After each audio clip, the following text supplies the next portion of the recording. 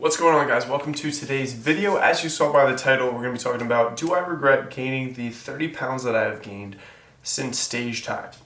And the quick answer, so you can click off the video, is no, I do not. Hopefully we're going to be able to get a side-by-side. My posing is very rusty over the last like 5-6 months. So, I just did some some flexing up in here. So we're going to be showing the side-by-side, hopefully, of the 189 or 192-ish kind of physique a couple days out from my final competition. And then we're going to compare that with, so November, now it's May. It's almost been 6 months since I competed, and I'm up to about 220. It's about 220 as of this morning. So I'm going to be talking about just a little bit of, I want to talk about why I don't mind gaining this weight, or why I actually think that it's going to be helping me in my long-term journey, to my plans moving forward, and I think that's the main things I'm going to cover. So first off is, also how I gained the weight. So how I gained this weight, and also a little bit of the why. So coming off the stage, 190 pounds, not filling out any t-shirts or anything, I finished my contest prep. From there, what I did was I went from 190 to I believe about 205, 207 very quickly within the first 4 to 6 weeks. I got in that 205 to 210 range. The purpose of that weight was just to get my body, like literally it wasn't for, like I didn't want to gain too much muscle necessarily. That wasn't the overall goal. It was to gain body fat. When you're at like 5 to 6% body fat, like legitimately, on like some kind of like body composition analysis tools, at that point some hormones will be out of whack, which we'll probably cover a little bit as well. So I wanted to gain that body fat back really quickly, and that was just for like performance body fat, or getting back to normal so that I can get my testosterone back. Because also, if you saw one of my previous videos, I was actually outside of the normal range on the low end. When I was 2 days out from that final competition, I was at 197. But within 30 days, we got it back up to like, I think 600-ish or something.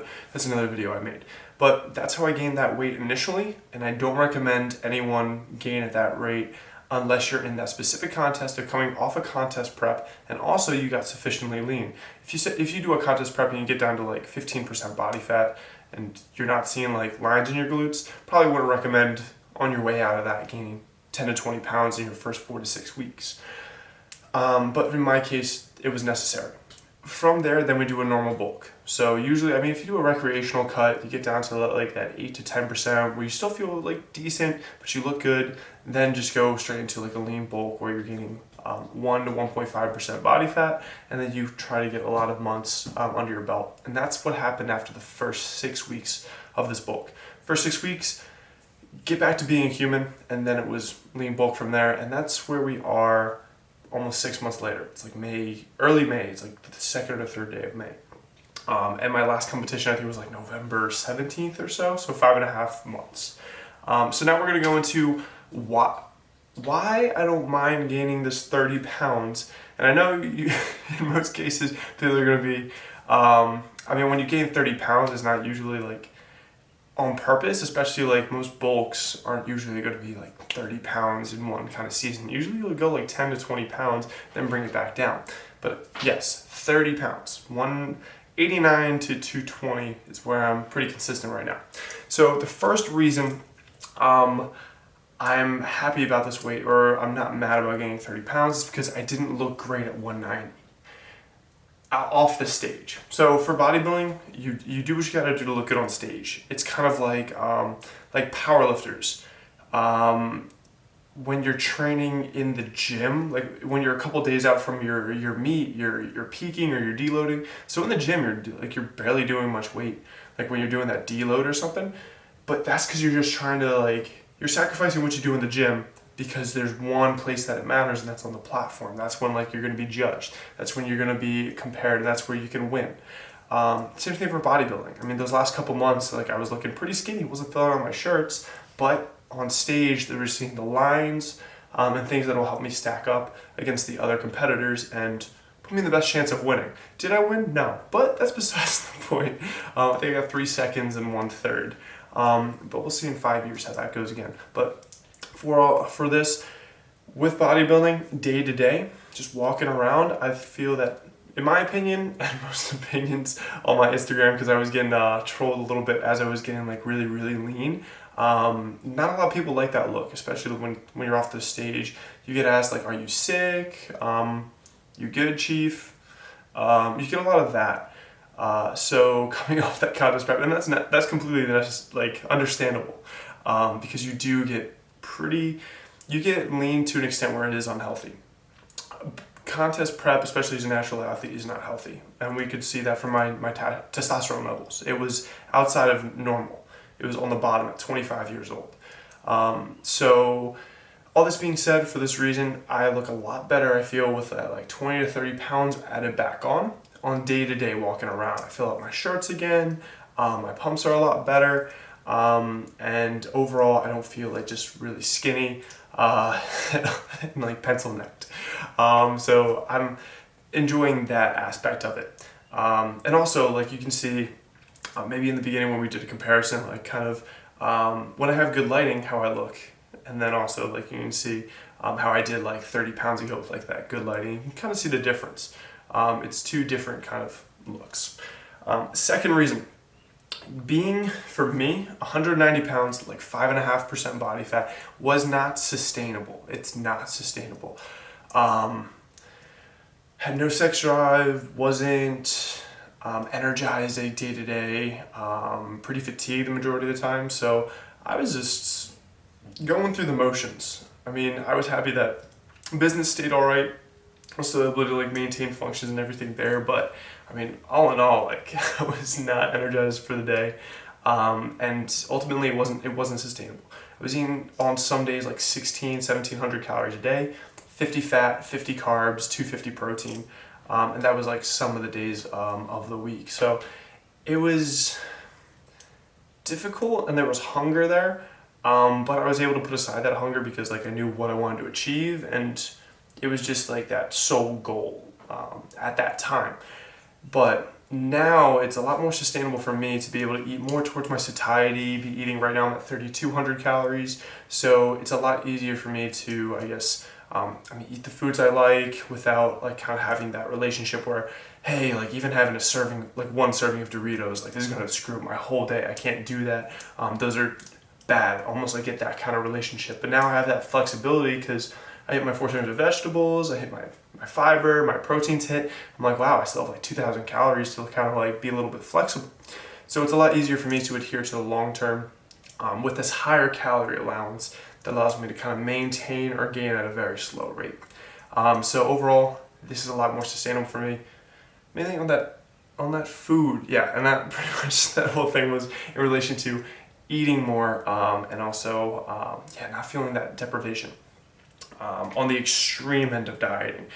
In certain contexts, it's like necessary. Like if you want to lose 20 pounds, like there's going to be a little bit of hunger here and there. And so like cutting isn't sustainable because you're not supposed to be permanently cutting because yes, we can, as humans, we can starve to death. So you don't want to be permanently in a deficit. There are going to be times where you should probably have different goals overall. And I would recommend, especially if you want to have your best long-term outcome or best long-term body composition, build the most muscle you can in the long term, you're going to want to have more time spent in a surplus than in a deficit. Let me see. And the third thing, performance. So now we're getting to the obvious stuff. So the third reason why I'm like pretty happy about gaining 30 pounds is performance has been great. So I'm slowly getting stronger in the gym. I may be on my way to hitting some all-time bench press PRs. Fingers crossed for that. But I'm feeling good in the gym. I'm training good. I'm not training to retain what I had when you had. And also, I didn't make this a point, but also injury prevalence. So when you're 190 pounds and you don't have much body fat, you don't have a lot of fat around like your joints, your tissues and stuff, insulating things. So things get squeaky, things get a little iffy. You don't want to be doing like heavy squats or heavy bench. And also when you do, you're not doing too much weight. So right now I'm feeling that with this kind of, in this time of like my body composition like journey, ebbs and flows, I feel like I'm performing very well, recovering very well, and ultimately when you're performing well, you're going to be able to gain muscle pretty well when you're progressing your strength. So the fourth thing, this is the best recipe to gain muscle. you don't gain muscle at 5.5% body fat very efficiently. Actually, you probably don't gain it much at all. Like, you're fighting to retain what you've already built, because you don't have enough food to recover too well, and then overload following. You're kind of like fighting to maintain what you've already earned. At this point, 30 pounds up. What's my body fat percentage? I don't know, guys. I gotta check the InBody, but also on Instagram I'm using pretty good lighting, so I'm not too sure. But I try to give you a side-by-side of like the same lighting in here, kind of comparing them. But this is the best recipe for gaining muscle. Staying in a calorie surplus for a long period of time and staying probably in that 10 to 15% body fat range, where you're able to have insulation around the joints, you have sufficient food for recovery, sufficient carbs for full glycogen stores. When you have a lot of carbs, you have a lot of insulin secretion, and that's going to also be a little bit anabolic as well. So a good recipe to be making some gains. And also, if you have a surplus of nutrients, you have a surplus of pretty much building blocks to be utilized into what stimulus or needs your body has. So if you're breaking your body down in the gym, you have this excess nutrients where then it can be used to rebuild those structures and make them stronger. So being the 10 to 15% body fat, having sufficient food, and my testosterone, yeah, that was another thing. My testosterone, like at 190 pounds, was shot. Can't say testosterone within natural limits is really going to be like that X factor that's going to make you like, skinny to like Ronnie Coleman, within that natural range of like testosterone. But being on the different extremes can have a little bit of influence. So being on where I was, like the 197, where the natural range is like 250 to like 850 or so, or 800. Me being at 197 and coming from like 500, but then coming back to like 500 to 700, that's kind of, you're gonna have a better recipe to make gains with that kind of thing going on. So also, the final thing under this fourth point is I'm gonna look better for next time. So bodybuilding is interesting that, especially as a natural athlete, you only want to like cash in once every probably at least 2 years if you really want to make some gains, because again, you're dieting for 9 months. For me, I dieted 36 weeks. So you're not going to want to do that every year, because I mean, what is this? Let's do some math. There's 52 weeks in a year. 9 months is 36 weeks. So I mean, what you got, like, what is that, 16 weeks to make some gains before you're in your next dieting phase. So you got to recover from being contest lean, get a little bit of gains in 16 weeks, and then you're going to cut again for 9 months. No, like, you're not going to get that far. You barely give yourself enough time to like get your testosterone back. So outside of that, for a natural athlete, you probably want to compete at least every 2 years, or like at least spread it apart every 2 years. In my case, I want to significantly be bigger. I want to really make some gains in between last time and the next time. So I'm going to be taking probably like, I would say a good 4 years, maybe even 5 years to really be Kevin 3.0, because I competed again, I think 7 years ago, and I looked terrible. And last time I made this last prep, I thought I looked decent. Next time, I want to actually bring lats. So we'll see how that one goes. But this, being in this recipe of like being able to build muscle efficiently, being in a surplus, being in that kind of more anabolic ranges, that 10 to 15% where you have enough food, still have an athletic body composition, that's kind of that sweet spot. So that's kind of why this is the best recipe for gaining muscle. So those are the big 4 reasons. I wrote them down. So 1 was I didn't look great at 190, besides on stage. 2, wasn't really sustainable eating that little and dealing with that much hunger and dealing with that lack of sex drive. 3, performance. Performance sucked at 190. Now it's pretty damn good. It's improving.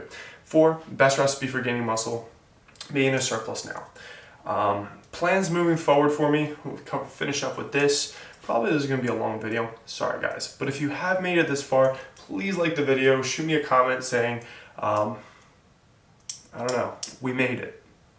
If I see that comment, we made it, then I'll know that you made it this far.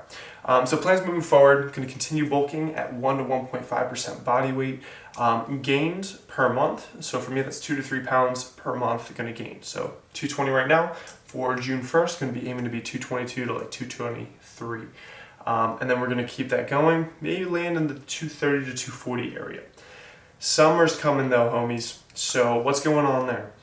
I'm probably gonna do some kind of mini cut at some point, just like a 4 to 6 week cleanup, drop like 5 to 10 pounds, and then that's just gonna like set me back from like, let's say I'm 224, get down to like 216, 217. Probably have my retreat with my clients, and I gotta look good for the pictures.